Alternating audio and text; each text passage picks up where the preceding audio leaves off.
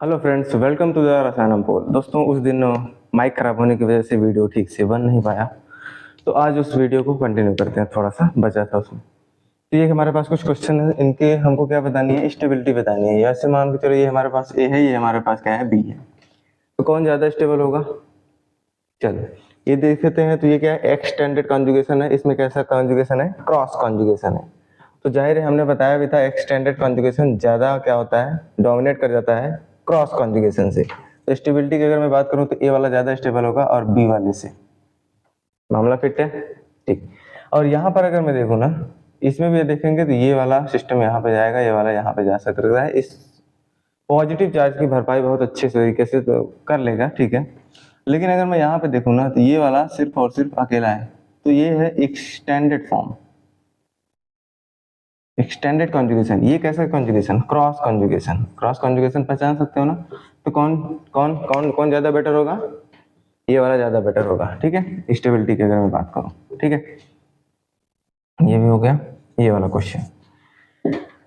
सिर्फ एक ही चीज ध्यान रखना है, क्या कि जो एक्सटेंडेड कॉन्जुगेशन होते हैं, जो नॉर्मल कॉन्जुगेशन होते हैं, वो ज्यादा तरीके से क्या करते हैं, वर्क करते हैं compare to the cross conjugation. इसमें देखेंगे यहाँ पे क्या है, पॉजिटिव चार्ज है। ये वाला सिस्टम, ये वाला सिस्टम कुछ क्रॉस कॉन्जुगेशन की तरह लग रहा है।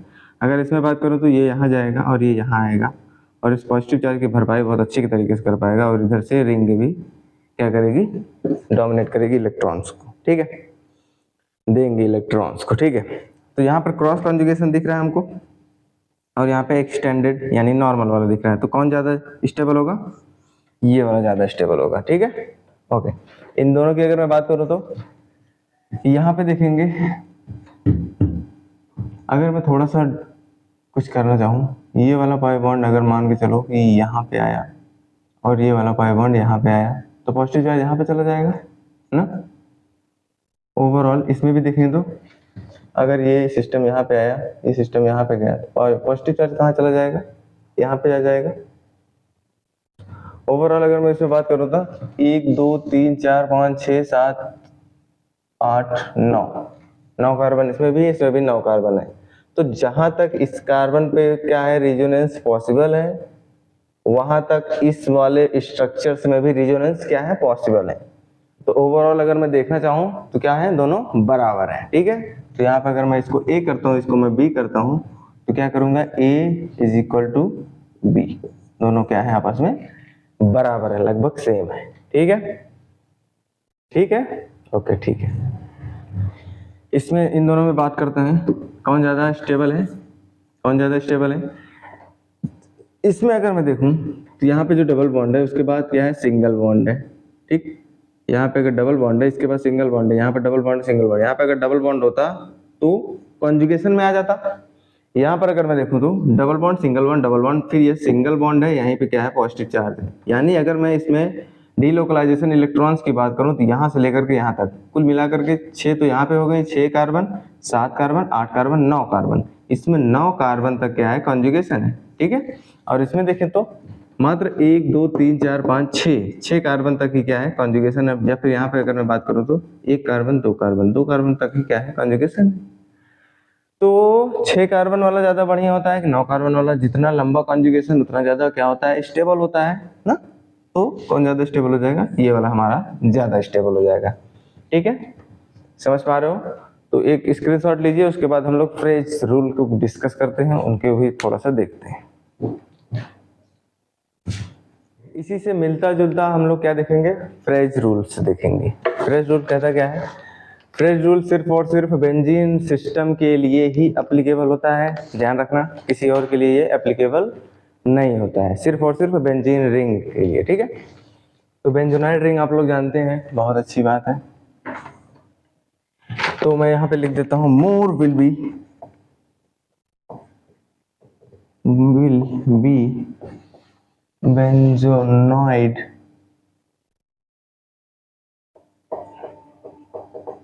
benzonoid ring in resonating structure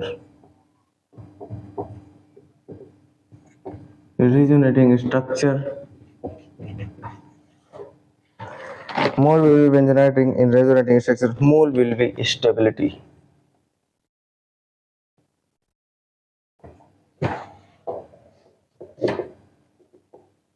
देखिए फ्रेज रूल क्या है, फ्रेज एक साइंटिस्ट थे, उन्होंने तीन क्या दी, कंडीशंस दी, तीन रूल्स दिए थे। ये पहला रूल्स है, मोर will B बेंजोनाइट ring in resonating structures more will B stability. अगर किसी भी सिस्टम में बेंजोनाइट रिंग की संख्या ज्यादा है तो क्या वो सिस्टम कैसा होगा, बहुत ही ज्यादा स्टेबल होगा। एग्जाम्पल से अगर मैं बात करूं तो एग्जाम्पल से बहुत अच्छे से समझ में आएगा। यहाँ पर हमारे पास दो रिंग्स हैं, इधर भी दो रिंग्स हैं,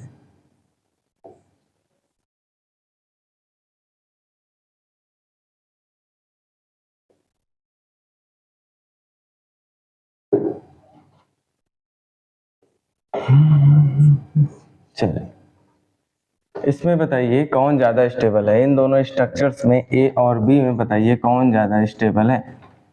आपको क्या करना है, बेंजोनाइट रिंग को क्या करना है, आइडेंटिफाई करना है, यानी पहचानना है, ठीक है। तो यहाँ पर अगर मैं देखूं तो ये वाला जो सिस्टम है ना, बेंजीन रिंग की तरह तो दिख रहा है। ये वाला सिस्टम क्या दिख रहा है, बेंजीन रिंग की तरह दिख रहा है। क्या ये वाला भी बेंजीन रिंग की तरह दिख रहा है? यहाँ पे डबल बॉन्ड होता तो काम कर जाता। यहाँ पे देखेंगे तो ये वाली रिंग भी क्या कर रही है, बेंजीन की तरह दिख रही है, ये वाली रिंग भी क्या कर रही है, बेंजीन की तरह दिख रही है, इस पाई बॉन्ड की वजह से, ठीक है, इस पाई बॉन्ड की वजह से ना। तो इसमें मैं कह सकता हूँ क्या, कितनी बेंजोनाइट रिंग है, 2 बेंजेनॉइड रिंग।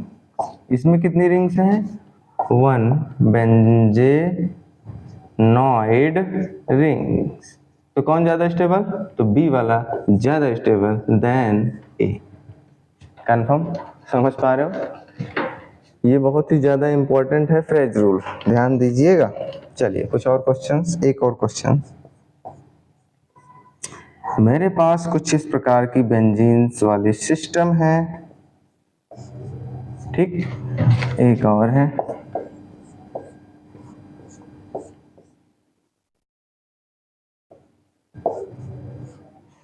ठीक है, ऐसा सिस्टम है।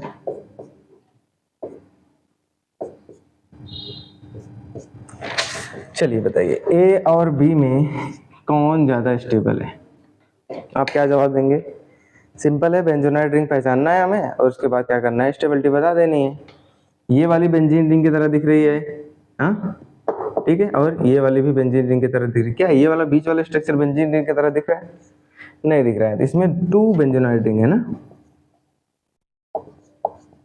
इसमें कितनी है, इस पाई बॉन्ड की वजह से ये भी तो दिख रही है, दिख रही है ना बेंजीन की तरह, और इस पाई बॉन्ड की वजह से ये भी क्या दिख रही है, बेंजीन रिंग की तरह। ऐसे इस पाई बॉन्ड की तरह ये भी बेंजीन रिंग की तरह दिख रहा है। इसमें कितने हैं, 3 बेंजेनॉइड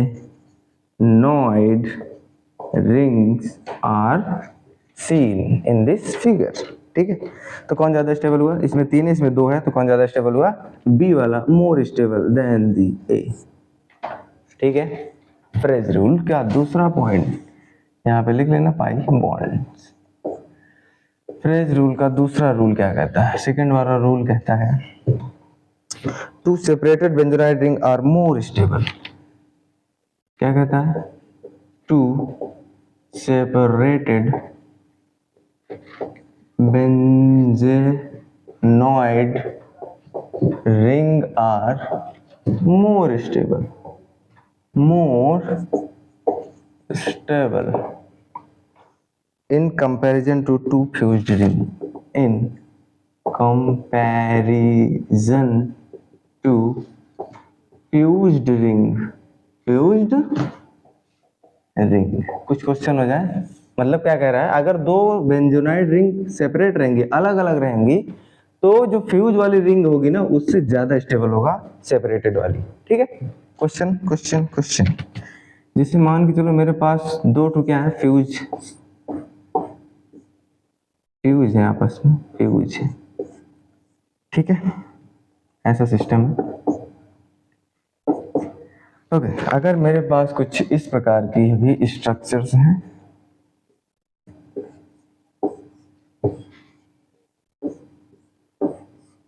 ठीक, ऐसा है, ऐसा है। देखो ये वाली क्या है हमारी, सेपरेटेड है, अलग अलग दिख रही है, और ये कैसी है, फ्यूज्ड है। तो बताइए क्या कहता है कि अगर सेपरेटेड और फ्यूज दोनों अगर साथ में रह जाए ना, तो सेपरेटेड वाली क्या हो जाती है, मोर स्टेबल हो जाती है। अगर मैं इसको ए कहता हूँ, इसको मैं बी कहता हूँ, तो बी वाला मोर स्टेबल देन दी ए। समझ पा रहे हो? ऐसे क्वेश्चंस बहुत ज्यादा देखने को मिलेंगे आपको। ये नंबर दूसरा हो गया। नंबर थर्ड रूल, क्या कहता है, max will be the separation. अगर बहुत ज्यादा क्या है, max will B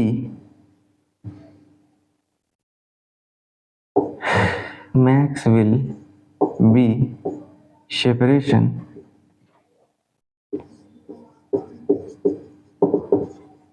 in benzoyde ring.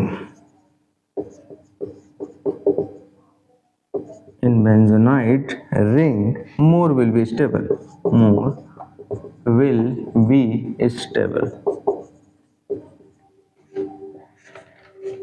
Max will be separation, अगर सेपरेशन बहुत ज्यादा हुआ इन बेंजोनाइड रिंग में, तो क्या कह रहा है, मोर विल बी स्टेबल, बहुत ज्यादा क्या होगा, वो स्टेबल होगा। एग्जाम्पल देखेंगे तब ज्यादा बेटर रहेगा, तब मजा आएगा।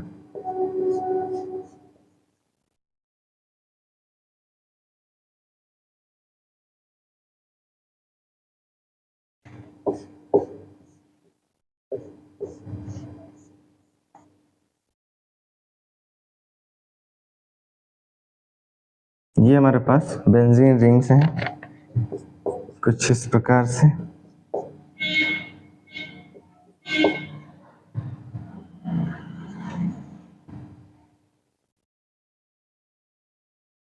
तो सेपरेशन मतलब कि दूरियां अगर ज्यादा रहेंगी तो क्या रहेगा, वो सिस्टम ज्यादा स्टेबल होगा। अगर मैं इसमें कंजुगेशन की बात करूं, या फिर कहूं कि डीलोकलाइजेशन ऑफ इलेक्ट्रॉन्स की बात करूं, तो यहां से लेकर के सिर्फ और सिर्फ यहां तक है। इसमें तो पाई बॉन्ड है नहीं, कोई दिक्कत नहीं है ना। सेपरेशन यहां से यहां तक है, फैलाव यहां से यहां तक है। लेकिन इसमें अगर मैं देखूं तो यहां से लेकर के यहां तक क्या है, सेपरेशन है, फैलाव है। Max will be separation in benzenoid ring, more will be stable. ठीक है, अगर मैं इसको ए कहता हूं, इसको मैं अगर बी कहता हूं, तो कौन ज्यादा स्टेबल, बी वाला more will be stable than a. क्या आपको फ्रेज रूल समझ में आया? तीनों पॉइंट से समझ में आए? पहला पॉइंट क्या था?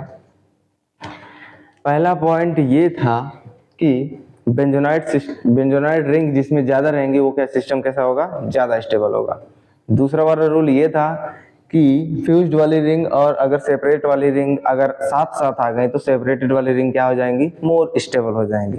थर्ड वाला पॉइंट क्या था, अगर सेपरेशन ज्यादा होगा बेंजोनाइड रिंग में, बेंजोनाइड रिंग ही तो है ना, ये बेंजीन की तरह दिख रही है ना, ये वाली, इन दोनों में सेपरेशन यानी दूरियां ज्यादा होंगी, तो क्या रहेगा, वो सिस्टम ज्यादा स्टेबल होगा। बस यही था फ्रेज रूल।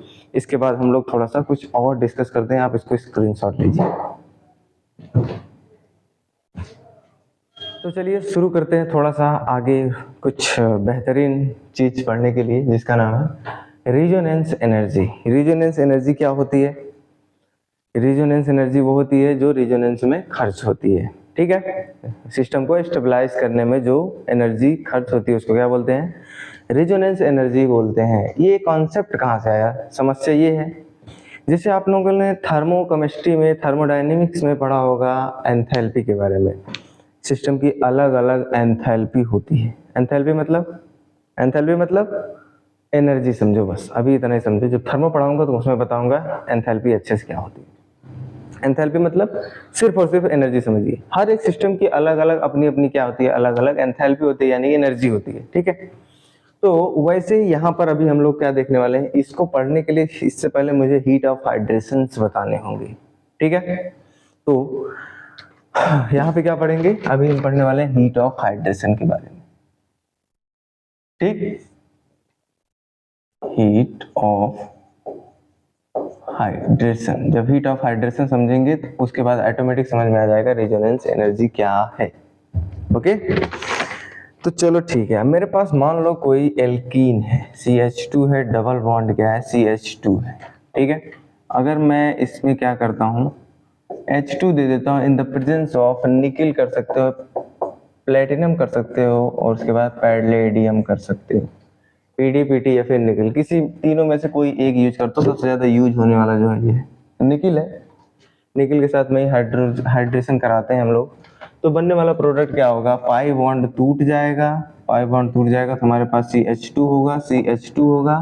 कार्बन की वैलेंसी कंप्लीट करने के लिए हाइड्रोजन यहाँ पे आया है, तो एक एक हाइड्रोजन सब में जुड़ जाएगा। ठीक है, तो ओवरऑल अगर मैं देखूं यहाँ पे क्या था, पाई वाला सिस्टम था, पाई सिस्टम था। यहाँ पे अगर मैं देखूं तो 2 सिग्मा बॉन्ड क्या हुए हैं, फॉर्म हुए हैं, यानी बन गए हैं ना। एक एक हाइड्रोजन वाले क्या हुए हैं, सिग्मा बॉन्ड फॉर्म हुए हैं ना। ये वाले सिग्मा, ये वाले सिग्मा, ये दोनों सिग्मा क्या हुए, फॉर्म हुए हैं, बने हैं। कोई चीज कब बनेगा, समस्या ये है। अगर आप इलाहाबाद में पढ़ने आए हैं तो इलाहाबाद में क्यों पढ़ने आए हैं, कोई वजह रही होगी ना। ठीक उसी प्रकार से अगर ये सिस्टम बना है तो क्यों बना है, जाहिर है ये सिस्टम क्या होगा अनस्टेबलाइज, यानी कि इसके कंपैरिजन में ये सिस्टम अनस्टेबल रहा होगा, इसलिए हाइड्रोजन्स को लेकर के क्या हो गया होगा, थोड़ा सा स्टेबल फॉर्म में हो गया होगा। समझ पा रहे हो।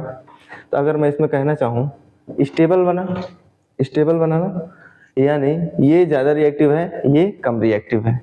ओके, कभी कोई चीज कब स्टेबल होती है, इसको भी जरा बता दीजिए। जब उसकी एनर्जी बहुत ज्यादा रिलीज हो जाती है तब वो क्या करता है, बहुत ज्यादा स्टेबल हो जाता है। जैसे हम लोग अभी जवान हैं तो जवान में क्या होगा, हमारे पास ज्यादा एनर्जी है, पकड़ पाएंगे, किसी को मार भी देंगे, कूट भी देंगे, बात की बात है।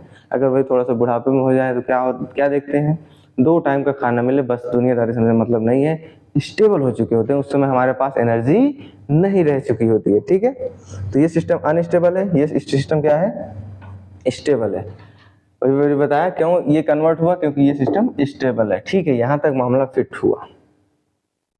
ओके, उसके बाद अगर मैं इसमें थोड़ा सा अगर चर्चाएं करना चाहूं, ठीक, अगर मैं इसके हीट ऑफ हाइड्रेशन की बात करूं, ये डेल्टा एच क्या है, एंथैल्पी नहीं है, इसको हीट ऑफ हाइड्रेशन समझना।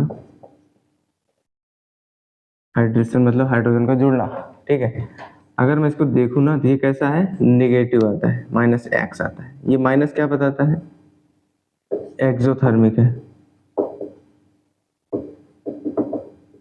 एक्सोथर्मिक मतलब नेगेटिव साइंस अगर किसी में लगा रहता है तो उनको क्या बताता है, उसमें से एनर्जी जो है वो रिलीज हुई है। अगर मैं इनका कैलकुलेशन करके डेल एच निकालूं ना, डेल एच मतलब डिफरेंस निकालूं, इसकी एनर्जी निकालूं और इसकी एनर्जी निकाल करके घटाओ जोड़ूं, तो यहाँ पर माइनस वाला जो सिंबल है वो क्या रहेगा, थोड़ा सा ज्यादा रहेगा। नहीं समझ पा रहे हो। ठीक है, यहाँ पे अगर मैं इसको x मान लेता हूँ, इसको मैं y मान लेता हूँ। ठीक है, तो यहाँ पे y मान लेता हूँ। अब हमको बताइए ये इसमें चेंज हुआ, यानी कि इसका जो साइन है वो कैसा होगा, निगेटिव रहा होगा, और ये कैसा होगा, ये पॉजिटिव रहा होगा। ठीक है भाई, अगर मैं इसमें क्या दे रहा हूँ, हीट दे रहा हूँ ना, HEAT हीट, अगर मैं इसको दे रहा हूँ तो साइन कैसा होगा, पॉजिटिव होगा। अगर इसमें से हीट रिलीज हो रही है, यानी ये सिस्टम स्टेबल हो रहा है, जब हीट निकलती है तो उसके लिए साइन कैसा लगता है, नेगेटिव साइन लगता है। ठीक है, पॉजिटिव साइन, माइनस साइन समझ में आया। अगर इसको x मान लो, इसको y मान लो, तो ओवरऑल अगर मैं डिफरेंसेस देखूं तो +x करूंगा और यहाँ पे -y करूंगा। ओवरऑल अगर मैं देखूं तो क्या आएगा, x -y आएगा। x -y में साइन कैसा रहेगा, निगेटिव रहेगा। कब ये निगेटिव होगा, कब ये इस सिस्टम में बदलेगा, जब y हमारा क्या रहेगा, ज्यादा रहेगा, यानी ओवरऑल डिफरेंसेस क्या रहेंगे, नेगेटिव साइंस का बड़ा रहेगा, तभी तो ये सिस्टम इसमें जाएगा। समझ पा रहे हो, इसके द्वारा समझ पा रहे हो ना। चलो ठीक है, यहाँ तक मामला फिट है। एक्सोथर्मिक प्रोसेस हुआ, यानी कि ऊष्मा रिलीज हुई, यानी कि हीट रिलीज हुई, बाहर निकली। ठीक है, चलिए कुछ कॉन्सेप्ट को अगर मैं देखना चाहूँ तो हमारे पास मान लो ये क्या है, बेंजीन रिंग वाला सिस्टम है कोई, इसमें एक ही पाई बॉन्ड है। अब इसमें मुझे क्या कराना है, हाइड्रेशन कराने हैं, हाइड्रेशन कराने हैं इन द प्रेजेंस ऑफ, मान लो निकिल है, ये निकिल का ज्यादा यूज होता है, तीनों में से कुछ भी ले सकते हैं, निकिल का ज्यादा यूज होता है। ओके, तो हम जानते हैं क्या करेगा, ये सिस्टम रिड्यूस करेगा, ये सिस्टम क्या करेगा, इसको रिड्यूस करेगा, पाई बॉन्ड को हटा देगा। पाई बॉन्ड हटेगा तो हमको बताइए क्या लगेगा, यहाँ पे पाई बॉन्ड तो हट गया, जब हट जाएगा कार्बन घबराने लगेगा, बैलेंसी पूरा करने के लिए हाइड्रोजन यहाँ पे बैठा रहेगा, ये दोनों हाइड्रोजन, एक हाइड्रोजन यहाँ पे, एक हाइड्रोजन यहाँ पे चला जाएगा। ठीक है, सिग्मा बॉन्ड फिर से कन्वर्ट होगा। अगर मैं इसमें थोड़ा सा कुछ एक्स्ट्रा बताना चाहूँ तो बता सकता हूँ। इसमें जो हीट ऑफ हाइड्रेशन थी ना वो कितनी थी, एक्सपेरिमेंटली देखा गया -120 किलो जूल पर मोल, इतना एनर्जी आई थी। ये हमारा एक्सपेरिमेंटली भी था। एक्सपेरिमेंट मतलब मशीनों द्वारा। अगर मैं कैलकुलेटेड यानी अपने आप से कैलकुलेट करके वैल्यू निकालूं तब भी क्या रहेगी, सेम आई, यहाँ तक कोई प्रॉब्लम नहीं। लेकिन अगर मैं सिस्टम में थोड़ा सा डिस्टरबेंस कर दिया, अगर मैंने सिस्टम में क्या किया, थोड़ा सा डिस्टरबेंस किया, जैसे यहाँ पर मेरे पास क्या है, बेंजीन टाइप का कुछ स्ट्रक्चर है और ठीक है, इसमें मुझे कराना है हाइड्रेशन कराने। अब यहाँ पे देखो 1 2 3 4 चार जगह हाइड्रोजन जुड़ेंगे तो यहाँ पे 2 करना पड़ेगा ना, इतना तो समझ होगी। निकिल के प्रेजेंस में मैंने कराया कुछ, तो बताइए सिस्टम कैसा बनेगा, कुछ इस प्रकार से बनेगा। यहाँ हाइड्रोजन आएंगे, यहाँ हाइड्रोजन आएगा, यहाँ हाइड्रोजन आएगा, यहाँ पर भी हाइड्रोजन आएंगे।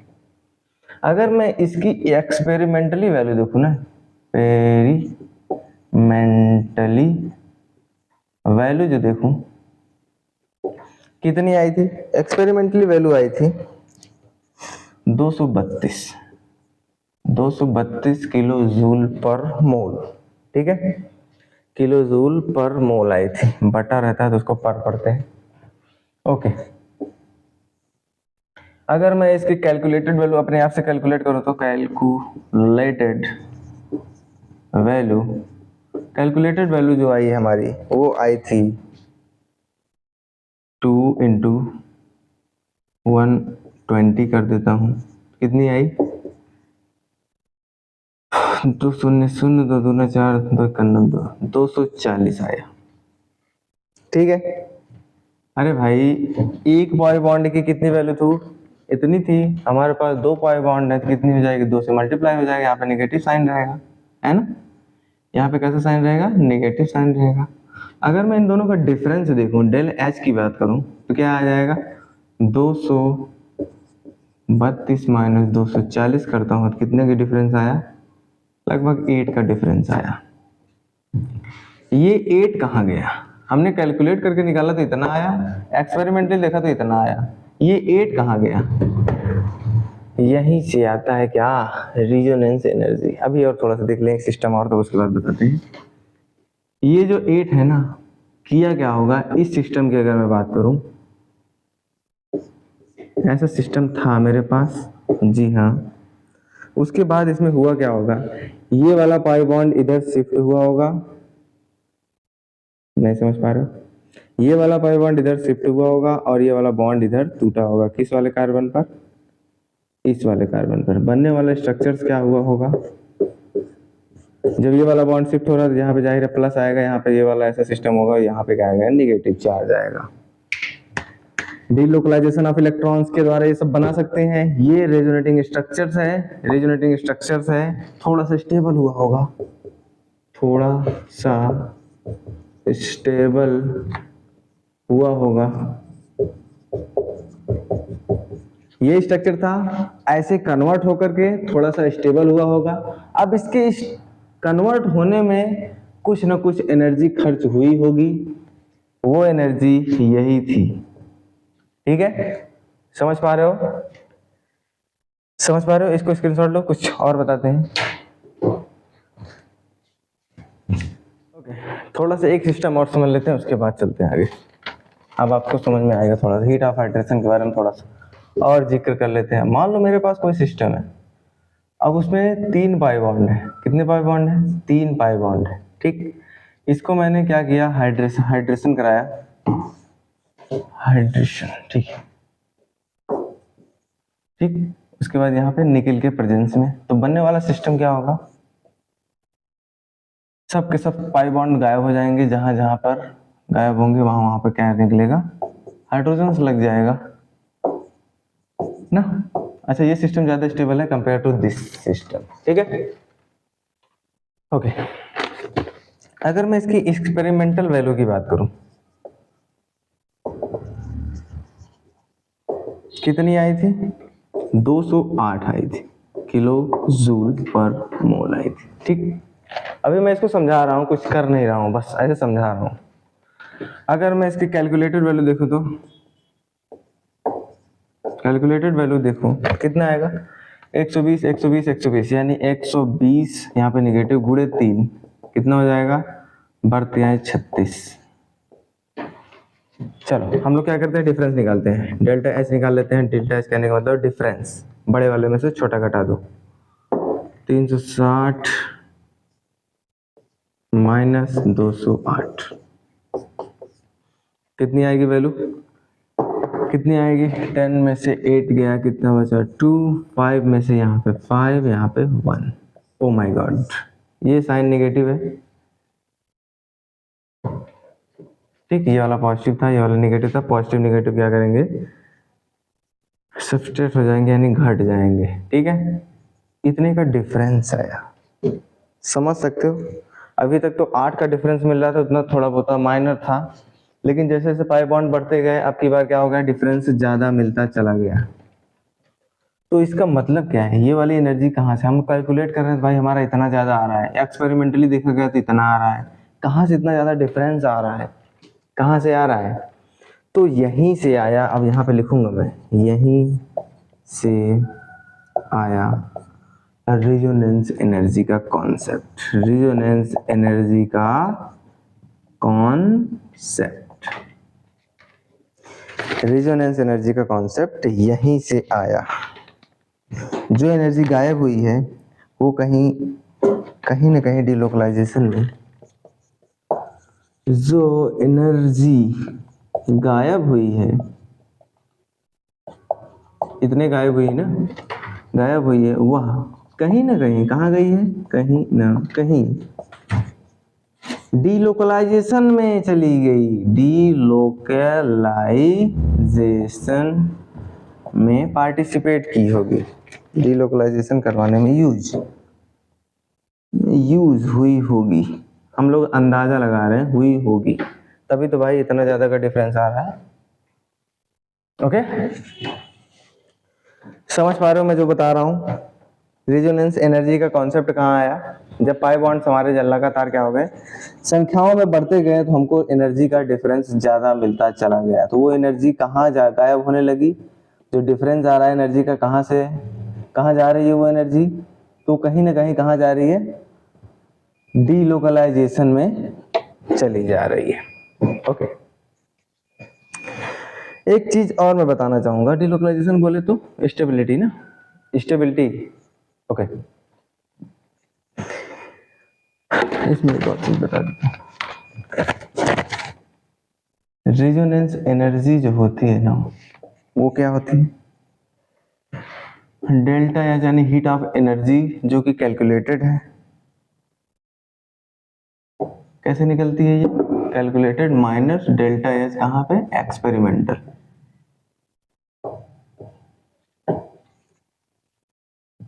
जो हमारी कैलकुलेटेड है, अगर जो हमारी एक्सपेरिमेंटल है, इसमें से इसको घटा देंगे तो हमारा क्या मिल जाएगा? रेजोनेंस एनर्जी मिल जाएगी। ठीक है, ये वाला कॉन्सेप्ट बड़ा इंपॉर्टेंट है।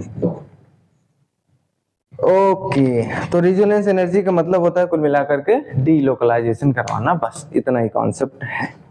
ओके, अच्छा, डीलोकलाइजेशन एनर्जी को हम, रेजोनेंस एनर्जी को हम एक और नाम जानते हैं, जिसका नाम है लोकलाइजेशन एनर्जी। डीलोकलाइजेशन एनर्जी भी कहते हैं, एक और नाम जो बोलते हैं OR stability energy, stabilisation energy, stabilisation energy, stabilisation एक और नाम से जानते हैं, लीस्ट एनर्जी भी कहते हैं। तो रेजोनेंस एनर्जी का मतलब क्या होता है? डीलोकलाइजेशन एनर्जी या फिर स्टेबलाइजेशन एनर्जी या फिर लीस्ट एनर्जी। अब इन दोनों के मतलब से समझ में आ रहा होगा क्यों हम इसको कह रहे हैं। डीलोकलाइजेशन मतलब ये जो एनर्जी निकल रही है, जो डिफरेंस आ रहा था, वो कहाँ यूज हो रहा था? डीलोकलाइजेशन में, यानी इलेक्ट्रॉन का फ्लो कराने में यूज हो जा रही थी, इसलिए हम उसको क्या इस नाम से भी जानते हैं। Okay, comparison of resonance energy, इसको आप स्क्रीनशॉट लेंगे, उसके बाद कंपैरिजन करते हैं कहाँ कहाँ पे देखेंगे हम लोग रेजोनेंस एनर्जी को। ओके, हम लोग रेजोनेंस एनर्जी के बारे में अब स्टडी करने वाले हैं अच्छे से। रेजोनेंस एनर्जी समझिए क्या है, डिलोकलाइजेशन वाली एनर्जी, बस इतना ही समझिए। वो जो ब्यौरा दिया गया उसका कोई मतलब नहीं है, आप लोग रेजोनेंस एनर्जी पढ़ रहे हैं, रेजोनेंस एनर्जी के बारे में जानिए बस। ओके, कंपैरिजन करना है ना, चलो ठीक, हम लोग क्या करेंगे, कंपैरिजन। पहला, सबसे ज्यादा रेजोनेंस एनर्जी किसमें होती है, अगर हमारा सिस्टम कैसा है, एरोमेटिक है। एरोमेटिक अगर सिस्टम है तो उसकी एनर्जी सबसे ज्यादा होगी, वो ज्यादा स्टेबल होगा comparison to anti aromatic, sorry non aromatic. Then आएगा आपका anti aromatic.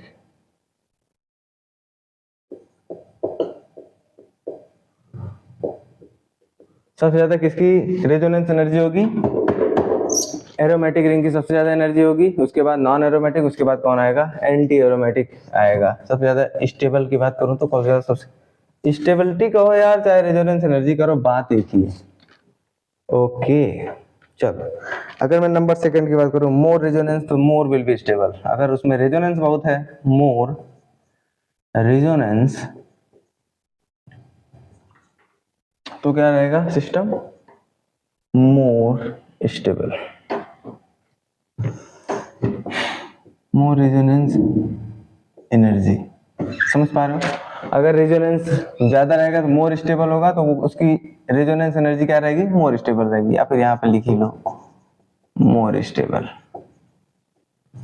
Okay, number third point क्या कहता है, इक्विवेलेंट रेजोनेंट है मोर रेजोनेटिंग एनर्जी।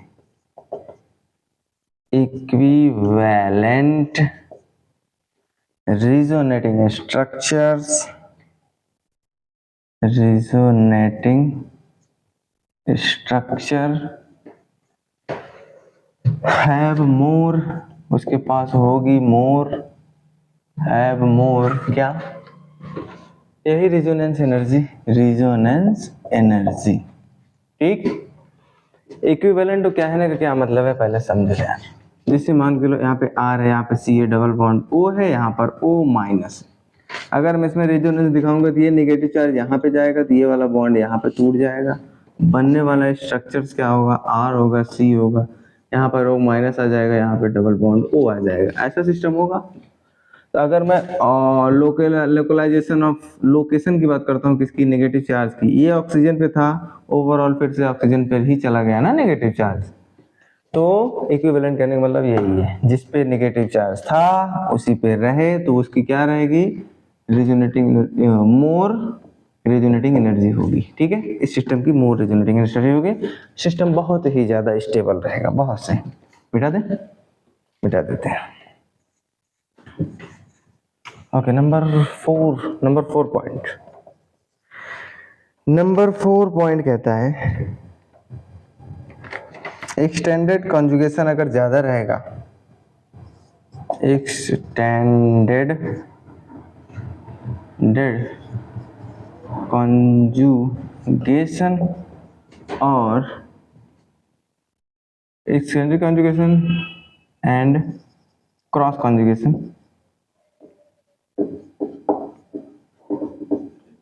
इन दोनों में अगर मैं बात करूं, एक्सटेंडेड कॉन्जुगेशन मतलब कि एक दिशात्मक, क्रॉस कॉन्जुगेशन में तो दोनों दिशात्मक से क्या होता है कॉन्जुगेशन।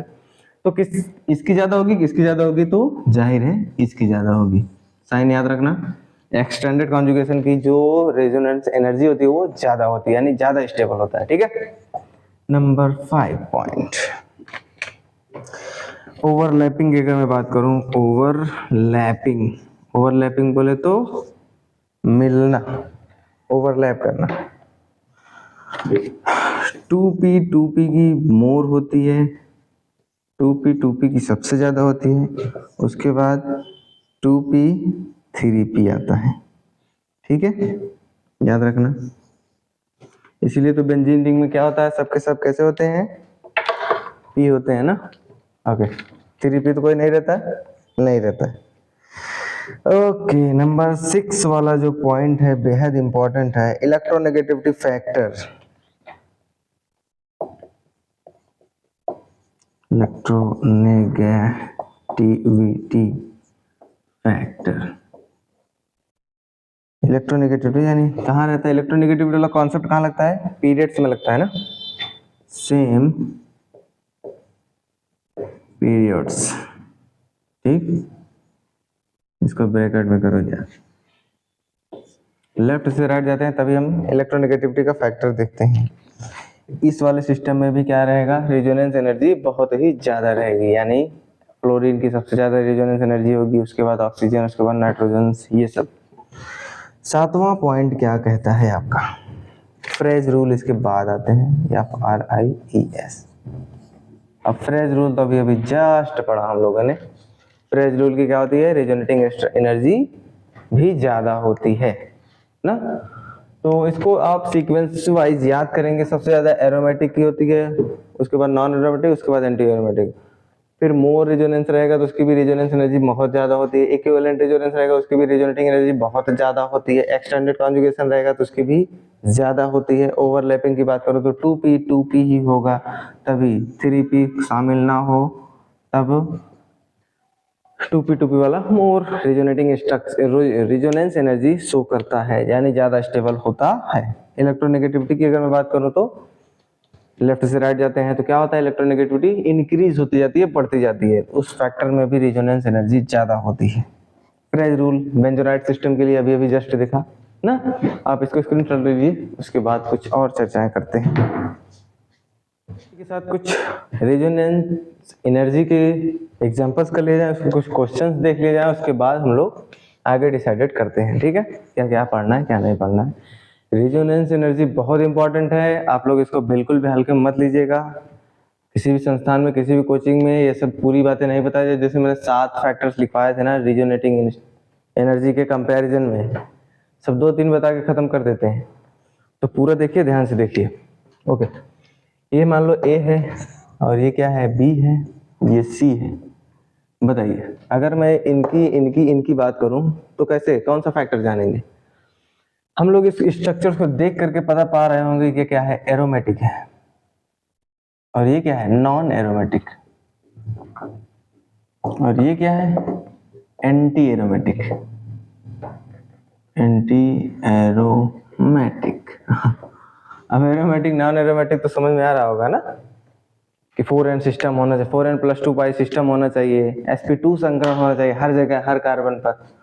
तो हम कहते हैं कि आप sp2 देखिए बस, यहाँ पर sp3 हो गए, यहाँ पर भी sp3 हो गए, यहाँ पर sp2 sp2 sp2 sp2 sp2, तो एरोमेटिक ना।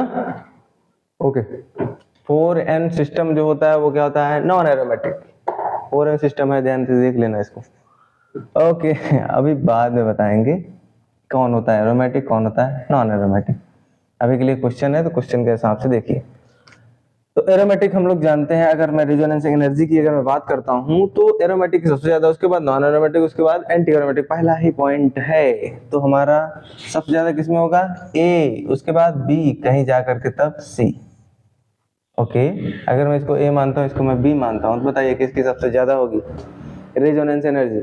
ये 3 मेंबर का है, इतने से घेरे में रह रहा है, ये इतने से घेरे में रह रहा है, तो कौन ज्यादा रिलैक्सेशन महसूस करेगा, कौन ज्यादा स्टेबल रहेगा? बड़ा कमरा रहेगा तो थोड़ा बढ़िया से सब लोग आ जाएंगे। ठीक है, समझने की बात है। यहाँ पे देखेंगे तो 1 2 3 पाई बॉन्ड है। इसमें अगर मैं डीलोकलाइजेशन की बात करूँ तो कुछ इस प्रकार से यहाँ तक पूरी इस रिंग में फैला हुआ है, जबकि ये छोटी सी रिंग है, बहुत ज्यादा कंडेंस फॉर्म में है, बहुत ज्यादा एक प्रकार से कहें कि। ठीक है, तो ये वाला क्या है? ज्यादा स्टेबल है। ओके, ठीक। अगर मैं इसकी बात करूं, इसकी और इसकी, यहाँ पे देखो पूरे रिंग में, यहाँ पर क्या है? रिंग में यहाँ पर भी है, लेकिन बहुत छोटी सी रिंग है, तो छोटी वाली रिंग हमेशा अनस्टेबल होती है कंपैरिजन टू बड़ी वाली रिंग।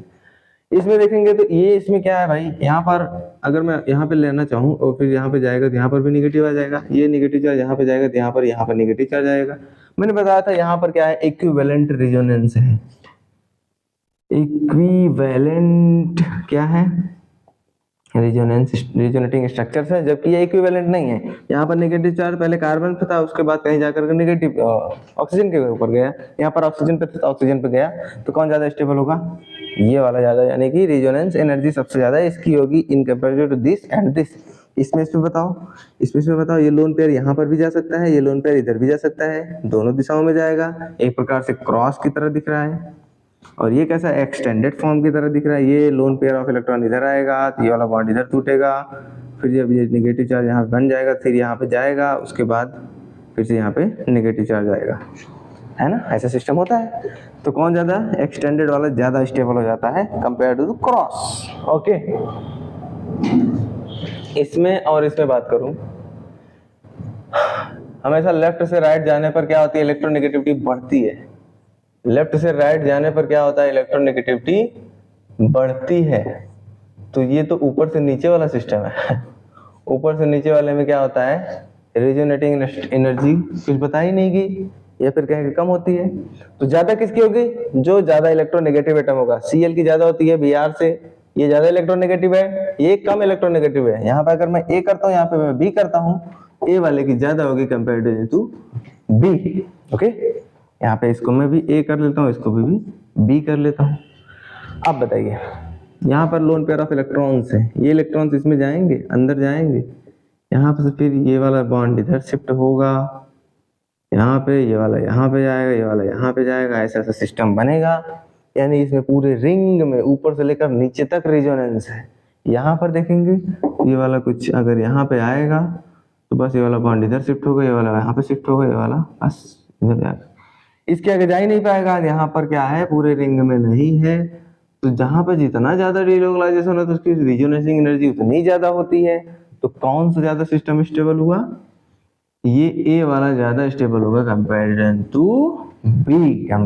To be. ओके, फिर से भाई, ये ऊपर से नीचे वाली बात हो गई। जो एटम ज्यादा इलेक्ट्रोनेगेटिव होगा उसकी ज्यादा रेजोनेंस एनर्जी होती है। तो ऑक्सीजन और सल्फर में कौन ज्यादा इलेक्ट्रोनेगेटिव एटम है?